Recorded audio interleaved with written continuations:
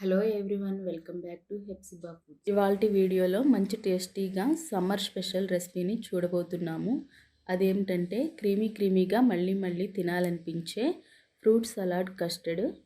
ఈ custard fruit salad తయారు చేసుకోవటానికి ముందుగా 1/2 లీటర్ పాలని తీసుకోండి.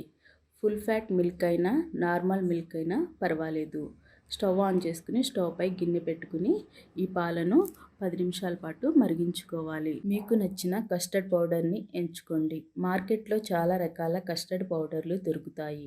అందులో ముఖ్యంగా butter scotch, vanilla custard powder అయితే చాలా బాగుంటుంది. నేను ఇక్కడ 2 స్పూన్లు కస్టర్డ్ పౌడర్ని తీసుకున్నాను.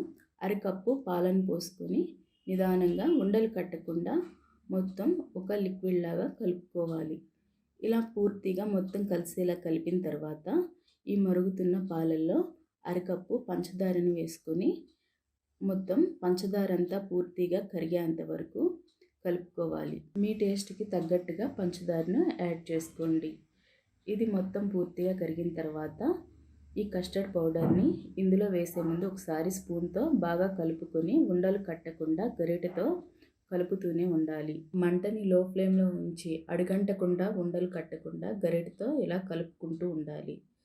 ఇలా ఒక 10 నిమిషాల పాటు కలిపిన తర్వాత స్టవ్ ఆఫ్ చేసుకొని పక్కకి దింపుకోవాలి.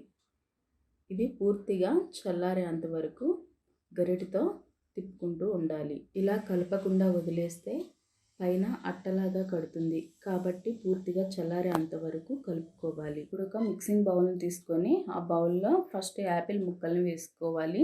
తర్వాత మామిడి పండు ముక్కల్ని వేసుకోవాలి. 1 కప్పు బొప్పాయి ముక్కల్ని వేసుకోవాలి. 1 కప్పు కర్బూజా ముక్కల్ని వేసుకోవాలి. ఇవన్నీ చిన్న ముక్కలుగా కట్ చేసుకుని వేసుకోవాలి. ఇప్పుడు అరటిపండుని కూడా కట్ చేసి వేసుకోవాలి. నేను ఇక్కడ 2 అరటిపళ్ళు ముక్కల్ని కట్ చేసి వేసాను. మీరు మీకు ఇష్టమైన ఫ్రూట్స్ని యాడ్ చేసుకోవచ్చు. వాటర్ మిలన్ ముక్కల్ని, గ్రేప్స్ ముక్కల్ని, పైనాపిల్ ముక్కల్ని, ఇలా మీకు ఏ ఫ్రూట్స్ ఇష్టమైతే వాటిని కలుపుకోవచ్చు. ఇప్పుడు 1 కప్పు దానిమ్మ గింజల్ని కూడా వేసుకొని మొత్తం కలుపుకోవాలి. ఈ కస్టర్డ్ని కొద్దిగా వేసుకుంటూ కలుపుకోవాలి. ఇలా మొత్తం పూర్తిగా కలుపుకున్న తర్వాత ఇలా తయారు చేసుకున్న కస్టర్డ్ ఒకవేళ మిగిలిపోతే దాన్ని ఫ్రిడ్జ్లో పెట్టుకుని 2 రోజుల పాటు నిల్వ ఉంచుకోవచ్చు. అది ఫ్రూట్స్ కలపకుండా నిల్వ ఉంచుకోవచ్చు.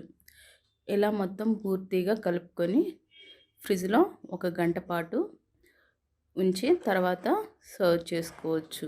ఈ సమ్మర్లో ఈ కస్టర్డ్ని మీరు తయారు చేసుకుని మీకు ఎలా వచ్చిందో నాకు కామెంట్లో తెలియచేయండి. మరి సబ్స్క్రైబ్ చేసుకుని బెల్ ఐకాన్ యాక్టివేట్ చేసుకొని లైక్ చేసి షేర్ చేయండి.